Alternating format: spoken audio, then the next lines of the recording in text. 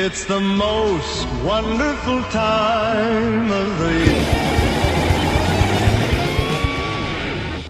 What's up, weirdos? How's everyone's October going? Let me know down below in the comments. Mine? It's going pretty good. Doing this 31 days, it's going pretty well.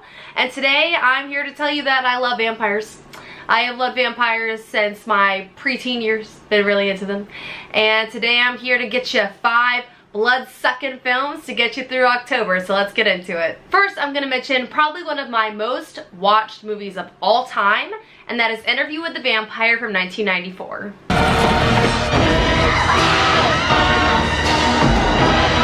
You're a vampire. You never knew what life was until it ran out in a red gush over your lips. I can't stand this any longer. You made us what we are, didn't you? God kills indiscriminately, and so shall we. This movie is based off the Anne Rice novel and has an insane cast. Brad Pitt, Tom Cruise, Kirsten Dunst, Antonio Banderas for like a hot second. This movie is like all the like original, basic, awesome vampire stuff you want in a movie. It takes place mostly in New Orleans, which is really, really cool. It also has one of my favorite hair cutting scenes of all time by Kirsten Dunst. She's a kid in this, and it's just, oh, it's so good. You have to see it. Also, Christian Slater's in this, but he's not a vampire, so doesn't matter. It kind of does for the plot. But anyways, now let's talk about Lost Boys from 1987, which is one of the most 80s movies about the 80s, in the 80s of all time. Like, honestly, look at this guy. Did you see that guy? Did you see him? When you scream. So where are you? The flying nun?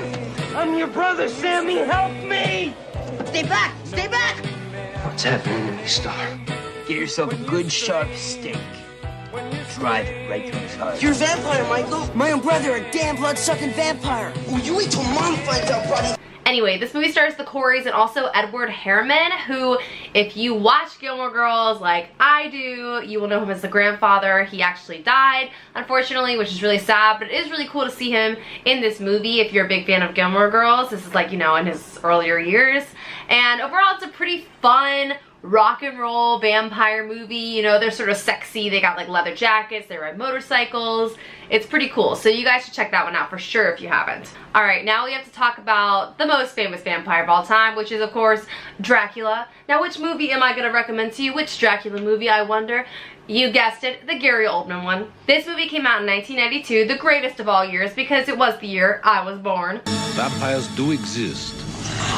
This one we fight, this one we face. Can take on many forms. He is both young and old. He can appear as mist, as vapor, as the fog.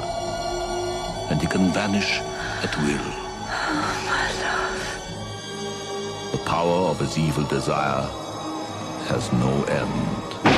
I love this version of Dracula. Not only is it like very theatrical, it's also pretty funny by accident sometimes. Particularly Dracula, like his movements are like sort of lizard-like. There's a particular scene where he sort of lizard crawls across a roof really fast that the movie's just worth it for that scene. It's out of control. It's so funny. Next on our list, we have to go back to high school to talk about Buffy the Vampire Slayer. The movie, not the show. I mean, the show is one of my favorite things of all time, but today we're talking about the movie. You have been chosen, Buffy, Do what? to stop the vampires. Does Elvis talk to you? When things started getting weird around here. Are we having a nightmare? You threw a knife at my head. And you caught it. She was the one person I could really count on. Kill him a lot. By the way, this movie also came out in 92.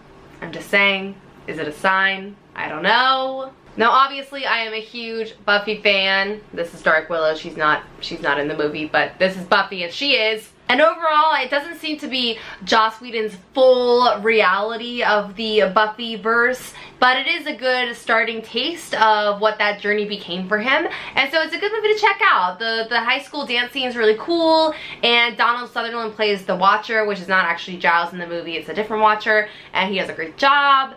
and overall it's pretty fun. The last movie on my list is one of my favorite horror movies of all time, and I will call it a deceivingly gentle horror movie, and that is the Swedish film Let the Right One In.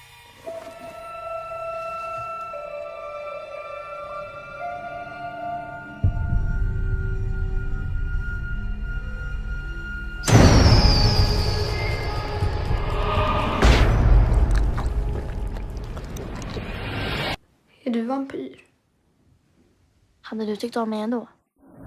So yeah, this is a Swedish horror film that follows Oscar, this kid that's constantly being bullied, and his new friend Eli, who's just like strange girl. Now this movie is a slow burn. It is slow, it is beautiful, and then it has this amazing climactic scene, which is the pool scene, if you've seen it, which is one of my favorite horror movie scenes of all time. Like I've watched that scene so many times that every time I'm just like, it's magical. It's so good. And it's also just like so deserved after the rest of the movie. Killer vampire flick. If you haven't seen it, please check it out. Yeah, there are subtitles. Deal with it. It's worth it. And that's it, guys. That's 5 vampire movies to keep you thirsty this October. And I'll see you in tomorrow's video. I'm having fun with 31 Days of Halloween. So if you haven't yet, please subscribe and see you later. Have a nice screen. Bye.